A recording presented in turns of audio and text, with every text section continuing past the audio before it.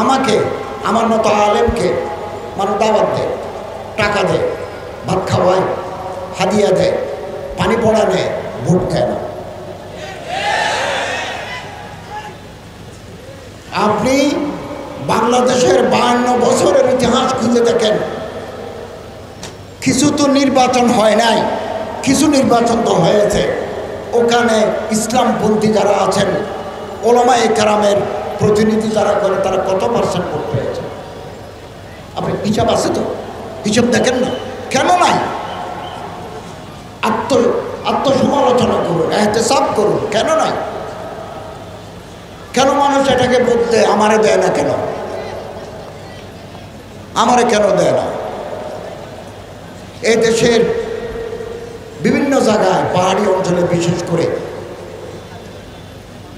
অন্যান্য ধর্মের অনুসারীরা ভিতরে ঢুকে গেছে, এদেশের মানুষকে তাদের ধর্মের অনুসারী করছে।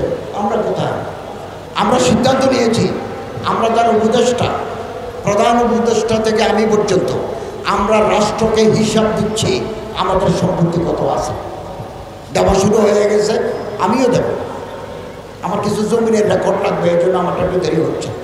আমরা যেদিন বিদায় নেব, 1 পয়সা আমাদের পাঠবে না। রাষ্ট্রকে লুটে ফুটে খাওয়া, এটা কোন দেশপ্রেমিক মানুষের কাজ হতে পারে? আমরা একটা দৃষ্টান্ত স্থাপন করতে চাই যে আমরা রাষ্ট্রের টাকা চুরি করব না, দুর্নীতি করব না। দুর্নীতিবাজ কর্মকর্তা যদি আমাদের মন্ত্রণালয়ে থাকে, আমরা তাদেরকে চিহ্নিত করে তাদেরকে সেট করে দেব। বিগত দিনগুলোতে কলেজে ইসলামিক স্টাডিজ আর দারাসাতুল ইসলামিয়া পারমিশন দেয় না, পলিটিক্যাল সায়েন্স পারমিশন পেয়েছে, ইকোনমিক্স পারমিশন পেয়েছে, জিওগ্রাফি পারমিশন পেয়েছে, জেনারেল হিস্ট্রি পারমিশন পেয়েছে, ইসলাম হিস্ট্রি হলে কেটে দিয়েছে। সিরতের আদর্শ ওলামায়ে কেরাম সারা জীবন প্রচার করে আসছে। আলেমদের সাথে সামাজিক সম্পৃক্ততা সবচেয়ে বেশি। ওনারা হাদিসের দরজে আছেন, কোরআনের দরজে আছেন, ইমামের মসনদে আছেন, খানাকাতে ওনারা তজকিয়ে নফসের কাজ করছেন। যখনই কোনো দুর্যোগ, কোনো দুর্বিপাক আসে, ওনারা জনগণের সেবার জন্য ছাপিয়ে পড়ে। কোভিড-19 করোনাকালীন এই মসজিদের ইমাম সাহেবরা, মুহাদ্দিসিনরা, ছাত্ররা এই লাশ দফনের ক্ষেত্রে ওনারা সবচেয়ে বড় ভূমিকা রেখেছেন।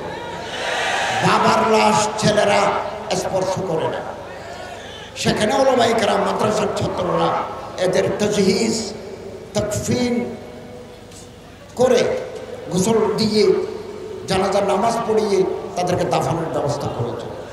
1-2টা নয়, শত শত, হাজার।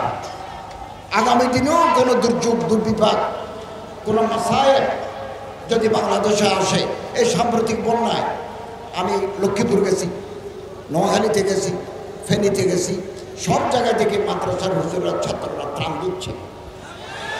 অতএব জনগণের সাথে সম্পৃক্ততা ওলামায়ে কেরামের সবচেয়ে বেশি।